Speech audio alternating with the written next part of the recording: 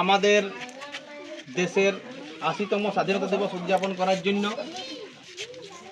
আমরা জানি যে প্রায় ২০০ বৎসর ইংরেজদের অধীনে আমাদের এই দেশ ছিল এবং ইংরেজ শাসনের যে প্রভাব তাতে যেভাবে মানুষকে তারা ব্যতিব্যস্ত করেছিল, মানুষকে শোষণ করেছিল, তার জন্য মানুষ সংগ্রাম করেছিল স্বাধীন হওয়ার জন্য। তাদের অত্যাচার থেকে অতিষ্ঠ হয়ে প্রচুর মানুষ জীবন দিয়েছেন।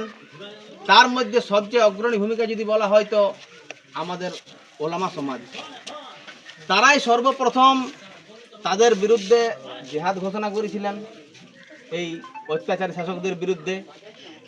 এবং একটা সময় 1857 যে প্রথম বিদ্রোহ করা হয়েছিল ইংরেজদের বিরুদ্ধে, তখন যেভাবে তারা করেছিলেন হাজার হাজার সংখ্যায় আলিমকে ফাঁসি দেওয়া হয়েছিল। ইংরেজ সরকার এ করার জন্য দিয়েছিল তাদেরকে।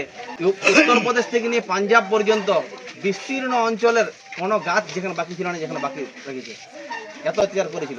এই তাদের এত আত্মবলিদান, তারপরে সব থেকে বেশি যদি কেউ বলিদান দিয়ে থাকে তারা হচ্ছে এই বাঙালি জাতি। মানে এই বাংলার যেটা অখণ্ড বাংলা ছিল, বাংলাদেশ, ত্রিপুরা, আসাম এবং এই বাংলা মিলে তারা, এবং তারপরে হচ্ছে পাঞ্জাবি জাতি তারা, যারা যদি ইতিহাস যদি খুঁজে দেখা হয়, তাদের এই যে রক্তদানের বিনিময়ে আজকে ভারত স্বাধীন হয়েছে। সেই স্বাধীন ভারত যা আমাদের গর্ব, এবং আমরা আমাদের অখণ্ডতা বজায় রাখার জন্য অবশ্যই সচেষ্টতা থাকব আমাদের দেশকে।